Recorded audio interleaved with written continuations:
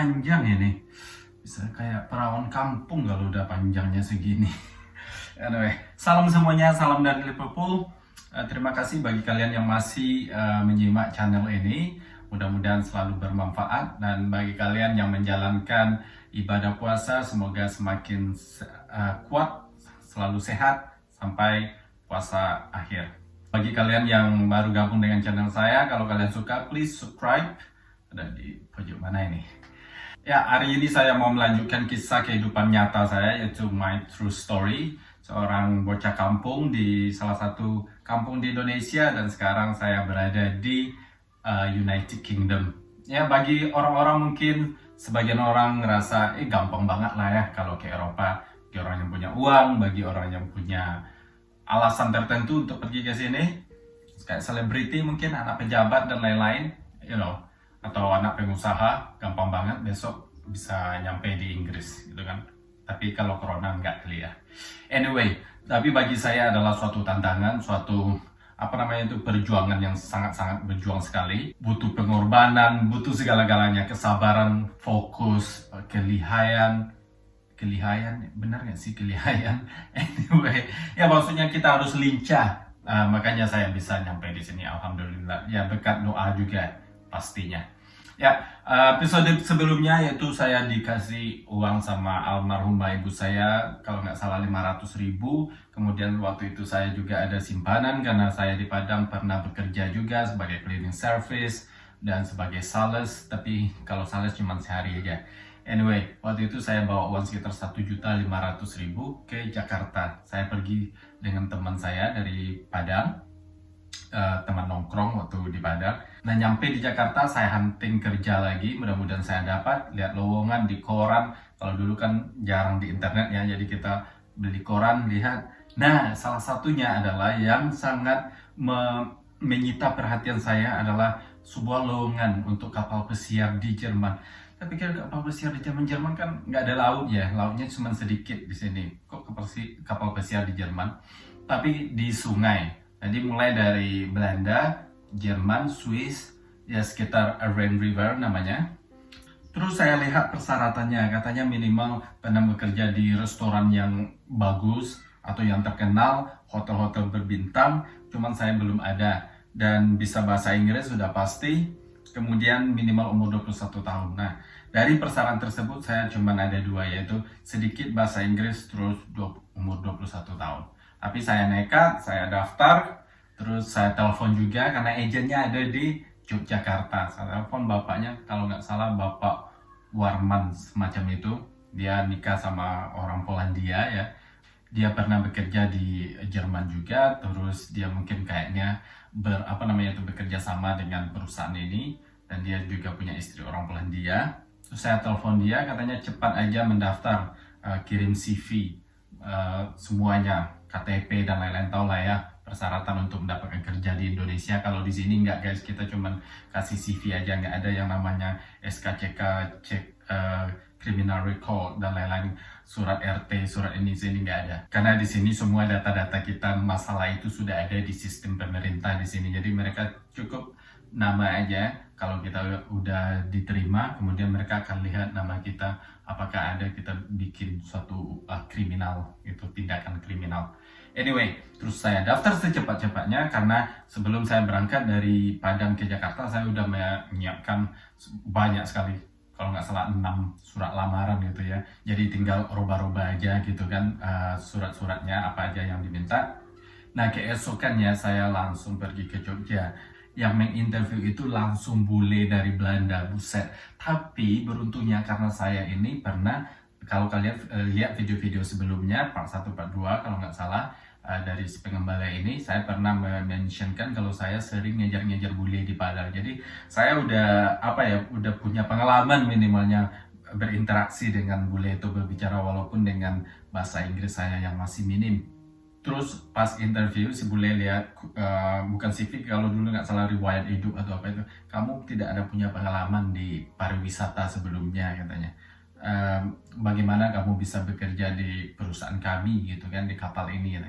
Dengan semangat banget. Nggak tahu siapa yang membantu saya waktu itu menjawab interview ini. Saya hanya bisa meyakinkan kalau saya akan berkontribusi, akan memberikan 110%, bukan 100% lagi. Pokoknya saya meyakinkan kepada si manajer bule ini kalau saya akan bekerja keras melebihi dari apa yang mereka expected.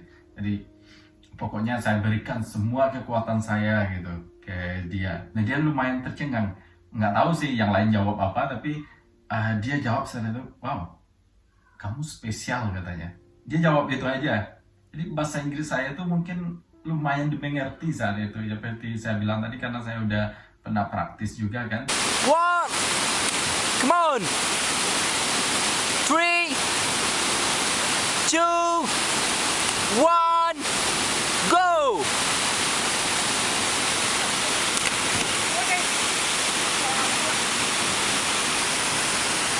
Jadi nggak rugi kalau kita praktis bahasa Inggris, Kemudian setelah 2 hari, saya dapat kabar kalau saya diterima untuk pelatihan. Bukan diterima untuk pergi ke Jermannya, tapi pelatihan yaitu di Bali. Nah, mereka cuma memberi biaya untuk pelatihan aja. Jadi saya harus bekerja, mencari uang di sana untuk bayar kos, untuk kehidupan sehari-hari sampai pelatihan selesai. Jadi mereka kirim kita ke Bali untuk belajar bahasa Jerman.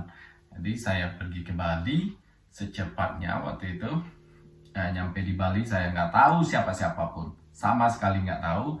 Saya langsung pergi karena tempatnya di Denpasar, jadi saya nyari kos di Denpasar biar nggak jauh ya kan pergi sekolahnya. Tapi namanya saya lihat bule itu kan di Denpasar nggak ada bule, tapi di Kuta kita kan terkenal namanya Kuta, jadi saya mikirnya mana ini Kuta. Kan saya nyari naik angkot, dulu masih ada angkot di Bali, kalau sekarang nggak ada lagi. Jadi ya stay di Bali, kalau nggak salah waktu itu bayar 300.000 gitu. Tapi alhamdulillah, walaupun yang ibu kos di Denpasar itu orang Bali gitu ya, beda agama, karena saya masih agak sedikit paranoid gitu dengan perbedaan agama dulu, karena belum terbiasa ya kan. Waktu di Padang, di Jakarta semuanya masih beragama Muslim, tapi nyampe di Bali udah sangat beda sekali. Saya lihat ada babi guling, ada ini semacam, buset. Tapi alhamdulillah pemikiran saya ini lumayan terbuka, Jadi si ibu kos, nggak tahu kenapa dia itu ada feeling sedih atau kasihan atau gimana, karena waktu hari pertama masuk kos itu dia tuh nanya itu kan, jadi saya ceritalah apa adanya. Nah dia hampir tiap malam itu bawa makanan, tapi bukan dimasak di rumahnya, dibeli. Orang kaya itu kos di Bali itu. Jadi ada beberapa ruangan, mungkin bangunan lama gitu kan di sebelah rumah mereka, terus disewakan buat anak-anak kos. Kalau nggak salah sekitar 6 kamar gitu kan. Tapi nggak tahu kenapa ya, selalu tiap malam itu bawa bungkusan makanan itu sangat mewah banget sih, kayak makanan di restoran gitu kan. Terus dengan cake-nya selalu saya dikasih hampir tiap malam, karena dia tahu kalau saya itu Muslim. Jadi ada sate, ada yang macam-macam itu. Jadi nggak terlalu jadi kayak saya kadang merasa ini utusan dari Tuhan, kalau saya rasa ini untuk saya bisa menggapai cita-cita saya, ada bantuan gitu, walaupun melalui tangan si ibu ini. Nah ya, mereka sangat baik sekali. Yang paling saya ingat waktu di Bali itu adalah pergi ke bar. Jadi ya saya pengen tahu banget bagaimana kehidupan bar. Soalnya saya belum pernah ke bar selama hidup saya waktu itu. Jadi saya masuk ke bar, di salah satu bar di dekat pantai itu. Terus saya order minuman Coca-Cola. Jadi Coca-Cola itu harganya 20.000. Saya langsung shock. Buset. Soalnya di warung-warung waktu itu kan cuman 2.000 kalau nggak salah ya harga Coca-Cola. Buset, Coca-Cola aja 20.000. Gimana saya mau hidup ini seperti ini? Waktu malam itu juga saya ditonjok, tiba-tiba ada staff dari bar itu yang nonjok saya. Barnya nggak seperti bar dalam bangunan di Bali. Kalau kalian pernah ke Bali kan klub-klubnya itu kan ruangan terbuka ya di depannya. Jadi dia tonjok saya, terus temannya mau datang lagi mau nonjok saya kabur. Soalnya kenapa? Bukan apa-apa ya, saya nggak mau cari masalah. Nah, surprise-nya esokannya saya kan mau mulai kursus bahasa Jerman. Nah, hari pertama itu saya lihat yang nonjok saya itu hadir di waktu kursus itu. Dia kenalan, kayaknya mukanya itu gimana ya? Nggak tahu apa malu atau gimana, saya nggak bisa baca. Tapi saya berusaha relax saja. Taunya dia negur ya kan, kenalan bla bla bla, dan dia bawa motor karena dia tinggal di Bali, jadi dia punya fasilitas ya kan. Terus dia tawarin saya mau nggak pulang bareng saya gitu, kamu kos di mana, saya di sana. Habis itu pas nyampe di kos dia bilang dia minta maaf sama saya, wah kejadian semalam. Dia nggak tahu ternyata dia salah orang nonjok. Sebenarnya dia nonjok yang nggak tahu yang bermasalah sama dia atau sama temannya, mungkin mirip sama saya, salah target.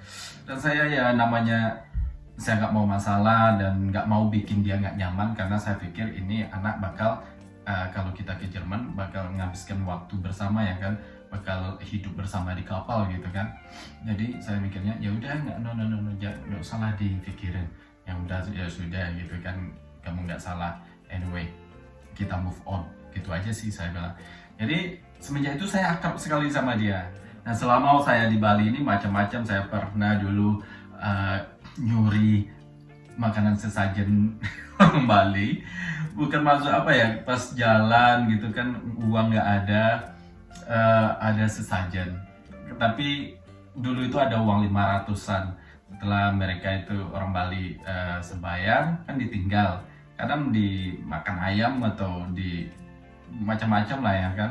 Tapi mereka udah selesai, terus kadang-kadang saya itu sama teman intip ambil uang 500-nya, terus ada rotinya juga. Anyway, bukan masuk nggak respect, tapi karena keadaan juga sih.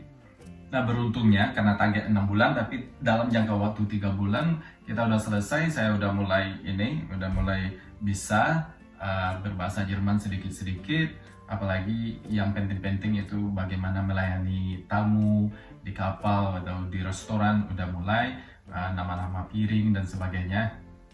Terus kita dibawa kembali ke Jogja. Nyampe di Jogja mulailah pengurusan visa. Waktu itu saya sumpah, saya hari-hari yang sangat gimana ya, yang paling lama dalam hidup saya mungkin rasanya. Walaupun kenapa? Karena ini keputusan dari kedutaan, apakah kita bakal dapat visa atau tidak. Jadi perasaan saya itu antara senang, antara gemeteran, antara nggak sabar, macam-macam waktu itu. Jadi kita itu pengurusan visanya ke Jakarta. Saya sama teman yang di Bali yang nonjok saya itu pergi ke Jakarta juga ngurusnya, langsung ke kedutaan Jerman satu, terus Swiss satu. Jadi yang Jerman ini kalau nggak salah kita nunggu sekitar 1 minggu, tapi yang Swiss itu cuma 1 hari. Nah, dalam proses menunggu itu saya ngerasa buset, apakah mimpi saya bakal jadi kenyataan atau ini sekedar halu maksudnya kan, apa sekedar gagal lagi seperti ke Jepang. Kalau seandainya ini tembus saya dapat visa, oh my god, berarti ini adalah suatu kemajuan yang nggak akan pernah saya sia-siakan. Itulah tekad saya waktu itu di Jakarta. Dan tahu-taunya nunggu di Jakarta, saya dapat visa Jerman.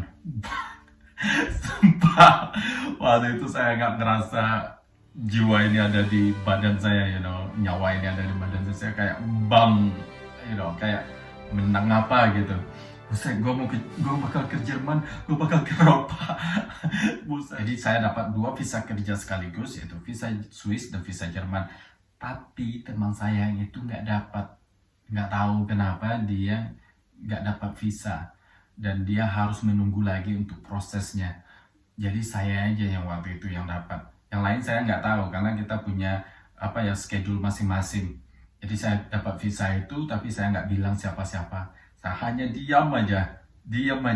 Terus saya pulang kampung, nyampe di kampung saya bilang ke Mak, saya ke Jerman.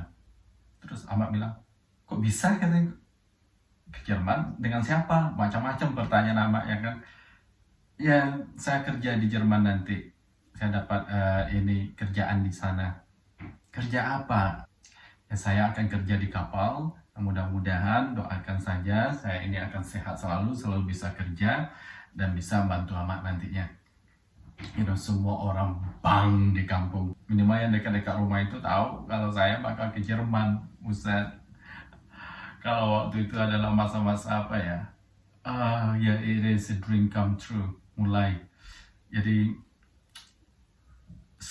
karena sebelumnya itu saya nggak pernah bilang-bilang kalau saya mau ke Jerman, ngurus ini ngurus itu, nggak ada saya bilang sama sekali. Hanya pas saya dapat visa itu pulang kampung minta izin kalau saya mau pergi ke Jerman.